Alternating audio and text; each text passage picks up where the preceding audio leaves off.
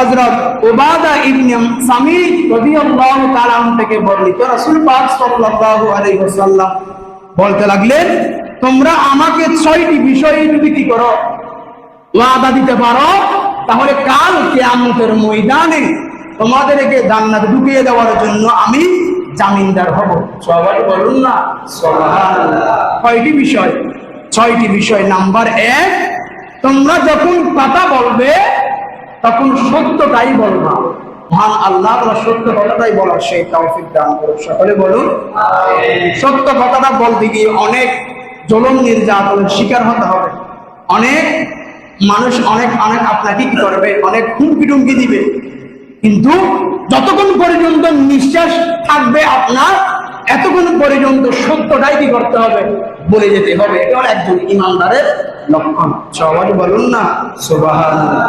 Number 2, যখন কারো সাথে ওয়াদা করবে তা কি করবে, পূরণ করবে। আপনি কারো সাথে ওয়াদা করেছেন, আমি তোমাকে এত তারিখে এই জিনিসটা কি করব, দিব, তুমি আমার এই কাজটা করে দিলে আমি তোমাকে এই জিনিসটা দিব। এরকম ওয়াদা করেছেন কারো সাথে, কাল এত তারিখে এতটা বাজে তোমার সাথে আমি অমুক জায়গায় কি করব, দেখা করব, এরকম ওয়াদা দিয়েছেন, কথা দিয়েছেন, এই ওয়াদাগুলো যথাযথভাবে কি করবে, পূরণ করবে। নাম্বার 3, যখন কেউ তোমাদের কাছে আমানত রাখবে তা যথাযথভাবে তাকে কি করবা, ফিরিয়ে দিবা। আপনার কাছে কেউ টাকা রেখেছে, 10,000 20,000 টাকা, কেউ স্বর্ণ রেখেছে, বা কেউ অন্য যে একটা জিনিস রেখেছে, ওই জিনিসটা যখন সময় হবে, উনি যখন চাইবে, ওনাকে যথাযথভাবে কি করে দেওয়া, ফিরিয়ে দেওয়া। এটা হলো কি, আমানত ফিরিয়ে দেওয়া। আমানত ফিরিয়ে দিব।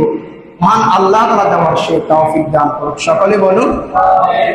নাম্বার 4 হলো, তোমরা তোমাদের লজ্জাস্থানকে হেফাজত রাখো। অর্থাৎ আল্লাহ তাআলা আমাদের প্রত্যেক পুরুষকে কি দিয়েছেন, যৌবনকাল দিয়েছেন। এই যৌবনকে কি করতে বলেছেন, কন্ট্রোল করতে বলেছেন, রক্ষা করতে বলেছেন। কারণ এই যৌবন শুধু একজনের জন্য, সবার জন্য, সকল নারীর জন্য নয়, একজন নারীর জন্য নির্দিষ্ট।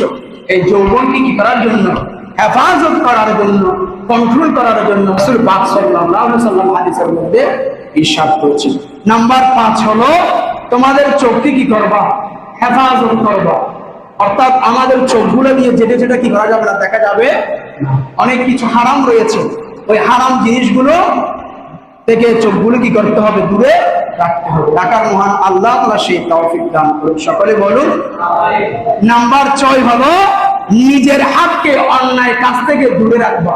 নিজের হাতকে কি করবা, অন্যায় কাজ থেকে, অন্যায় কাজের থেকে কি করবা, দূরে রাখবা। এই 6টি বিষয় কোন বান্দা, কোন উম্মত যদি তার জীবনের মধ্যে যদি ধরে রাখতে পারে, কাল কিয়ামতের ময়দানে রাসূল পাক সাল্লাল্লাহু আলাইহি ওয়াসাল্লাম বলতে লাগলে, জান্নাতে যাওয়ার জন্য আমি তার জামিনদার হয়ে যাব। সবাই বলুন না সুবহানাল্লাহ। অতএব এই 6টি বিষয় আমাদের মধ্যে অটল থাকার মহান আল্লাহ তাআলা আমাদের প্রত্যেককে সেই তৌফিক দান করুন। সকলে বলুন সালাতুন ইয়া রাসূলুল্লাহ।